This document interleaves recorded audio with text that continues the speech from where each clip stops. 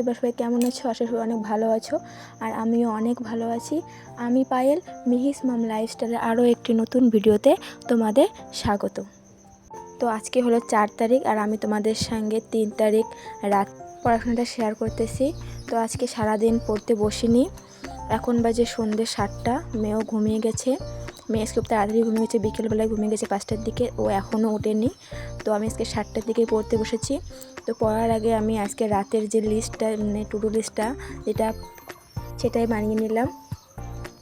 তো আজকে আমি 7 ঘন্টার চ্যালেঞ্জ নিয়েছি যে রাত্রে আজকে 7 ঘন্টায় পড়বো। তো দেখি কতদূর পড়তে পারি। তো চলো তোমরা আমার ভিডিওটা দেখতে থাকো। আর একটা কথা, তোমাদের যদি আমার ভিডিওগুলো ভালো লাগে তবে লাইক কমেন্ট করে দিও, আর আমার চ্যানেলটা অতি অবশ্যই সাবস্ক্রাইব করে দিও। তো চলো ভিডিওটা দেখতে থাকো। আর সবাই বলছিল যে এনটিপিসি এক্সামটা কবে হবে। তো যতদূর সম্ভাবনা আছে 90% সম্ভাবনা আছে 1 জুন হওয়ার কথা। তো যেটা শুনতেছি যে 1 জুন যারা এইচএস লেভেলের আছে তাদের হবে, আর তারপরে গ্র্যাজুয়েটদের হবে। তো আমি জানি না কতটা কি ঠিক, যতদিন না সত্যি একদম একটা অথেন্টিক নোটিশ বার হয় ততক্ষণে বলতে পারতেছি না যে কবে হবে এক্সামটা। কিন্তু আমি তোমাদের বলবো যে তোমরা 1 জুন নিয়েই পড়াশোনা এগিয়ে যাও। 1 জুন হিসেবে ধরে রাখতে পারো যে 1 জুনই পরীক্ষা হবে। যারা এইচএস লেভেলে আছে তাদেরকে বলতেছি, আর গ্র্যাজুয়েটরা তোমরা 1 জুন হিসেবে পড়তে পারো, কারণ জানি না, যেহেতু এখনও নোটিশটা বার হয়নি, কবে হবে কি জানি না। তো আমি তোমাদের সবাইকে বলছি যে তোমরা 1 জুন হিসেবে ধরে এগোতে পারো। তো আমি টু ডু লিস্টে বানানোর পর এখন ইতিহাস নিয়ে বসেছি। তো আমি আজকে ইতিহাসের বাংলার গভর্নর জেনারেল, ভারতের গভর্নর জেনারেল অ্যান্ড ভাইসরয় পুরোটাই কমপ্লিট করব। তো ভাইসরয়টা যেহেতু অনেকটাই বড়, আমার মানে পুরোটা রিভিশন করতে অনেকটাই সময় লাগবে। তবুও আজকে চেষ্টা করব যে পুরোটা একদম কমপ্লিট করার। যেহেতু আর সময় নেই, সময় বলতে 1 মাসও নেই, 28 দিনের মতোই আছে। তো এখন আর বসে থাকলে চলবে না, এখন পড়তে হবে। আগে যা ফাঁকিবাজি করেছি সেটা হয়ে গেছে। তো এই 1 মাস একদম ভালো করে পড়তে হবে, 1 ঘন্টাও সময় নষ্ট করা চলবে না। তো যারা এখনও ভাবছো যে পারবো কি পারবো না, তাদেরকে বলি এখনও চেষ্টা করো, এখনও সময় আছে। এখনও মনে করো 28 দিন হাতে আছে। এই 28 দিনে 7 ঘন্টা করে পড়লেও অনেকটাই পড়া হয়ে যাবে, এগিয়ে যাবে। তো এখন বাজে 9টা, আর আমার হিস্ট্রি পুরোটা কমপ্লিট হয়েছে। তো আমার পুরো ভাইসরয়টা কমপ্লিট করতে 2 ঘন্টা সময় লেগেছিল, তবু আজকে হয়েছে। তো তারপর 15 মিনিট একটু ব্রেক নিয়েছি। ব্রেক নেওয়ার পরে আমি আবারও পড়তে বসেছি। এখন পড়ব জিওগ্রাফি। আজকে জিওগ্রাফির লোকেশন, ফিজিওগ্রাফি অ্যান্ড পাস, এগুলো আমি পুরোটাই কমপ্লিট করব। তো চলো তোমরা দেখতে থাকো। তো জিওগ্রাফিটা আমি মূলত রেলওয়ে ক্র্যাক যে লীলা রয়ের বইটা আছে সেখান থেকে, এবং তরুণ গোয়ালের জেনারেল নলেজ, এবং ক্লাস 10-এর যে ভূগোল বইটা আছে সেই বইটা থেকে করতেছি। এবং আমি ক্লাস করে যে আমার নিজের হাতে নোট করেছি, আমি সেখান থেকে সমস্তগুলো দেখে রিভিশন করে নিতেছি। আর তোমরাও বলো তোমাদের পড়াশোনা কেমন চলছে। তো সবাই কমেন্ট করে জানিও তোমাদের পড়াশোনা কেমন চলতেছে। তো চলো ভিডিওটা দেখতে থাকো।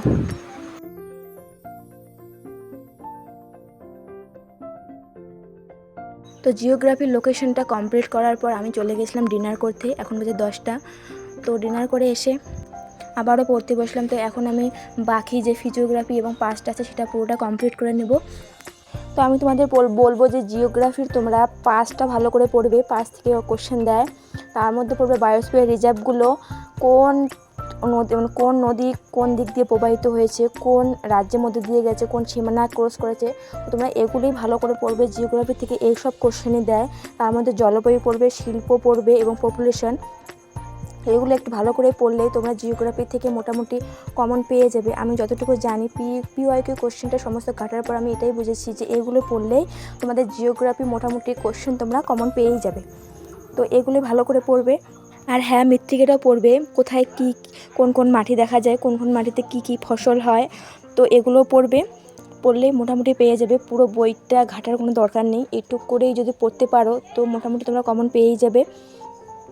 আমি তোমাদেরকে সাজেশন দিচ্ছি না, কারণ আমি পিওয়াইকিউ কোশ্চেন ঘেটে এটাই বুঝেছি। আমিও এবার এইসব পরীক্ষা আমি ফার্স্ট দেবো। তো আমারও সেরকম কোনো নলেজ নেই, বাট আমি PYQ কোশ্চেন ঘেটে আমি যেটুকু বুঝেছি তো সেটাই আমি তোমাদেরকে বলছি। তো জিওগ্রাফির সমস্ত কমপ্লিট করার পর আমি একটা সাজেশন ক্লাস করেছি এবং সেখান থেকে যে কোশ্চেনগুলো সেই কোশ্চেনগুলো আমি খাতায় লিখে নিয়েছি।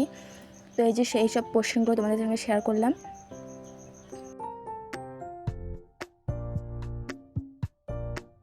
এই যে মেয়ে আমার পাশেই শুয়ে আছে, ও এখন ঘুমিয়ে আছে। ও তার মধ্যে উঠেছে, 9টার দিকে উঠেছে, আবার খেয়ে আবার ঘুমিয়ে পড়েছে। তো আমার টানা 2.5 ঘন্টা পড়ার পর আমার জিওগ্রাফিটা পুরো কমপ্লিট হয়ে গেছে। তো এখন বাজে 12:30 আর আমার জিওগ্রাফিটা পুরো কমপ্লিট। তো এখন বাকি আছে জিকে আর রিজনিংটা। তো দেখি কতক্ষণে কমপ্লিট করতে পারি। আমি টার্গেট করেছি যে আজকে 7 ঘন্টায় পড়বো। তো টার্গেট পুরো না হওয়া পর্যন্ত আজকে আমি ঘুমাবো না, এটাই আমি আমার কাছে নিজের কাছে নিজেই চ্যালেঞ্জ নিয়েছি। তো তারপর আমি বসে গেলাম জিকে নিয়ে, যে এখন জিকে পড়বো। তো আজকে আমি জিকে পড়বো কারেন্সি থেকে 2-1টা করে কোশ্চেন দেয়, তো সেটা পড়তে হবে যেহেতু জিকেটা অনেকটাই ইম্পর্টেন্ট।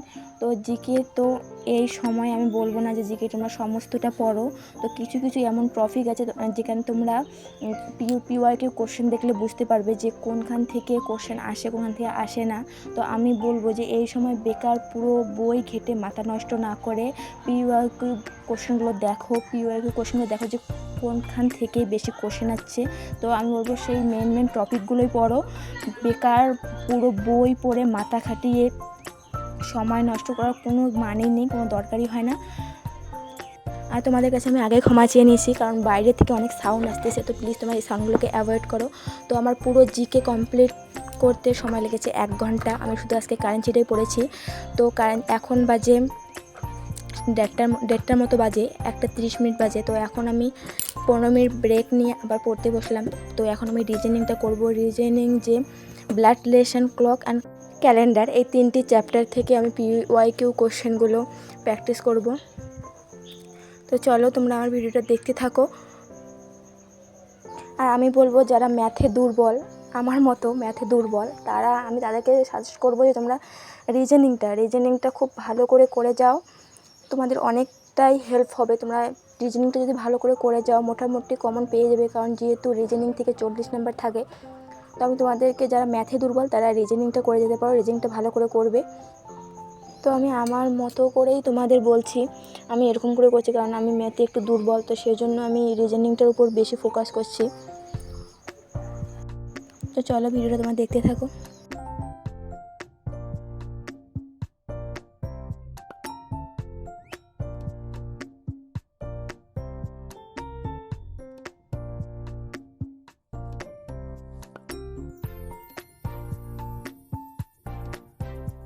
তো এখন বাজে 2:15 আর আমার পুরো টার্গেট কমপ্লিট। আজকে অনেক ভালো লাগতেছে যে এইভাবে আমি আমার 7 ঘন্টা চ্যালেঞ্জটা ফাইনালি কমপ্লিট করতে পারলাম। তো আজকের ভিডিও এই পর্যন্ত। ভিডিওটি ভালো লাগলে লাইক, কমেন্ট এবং চ্যানেলটি সাবস্ক্রাইব করে দিও। দেখা হবে নেক্সট ভিডিওতে। টাটা।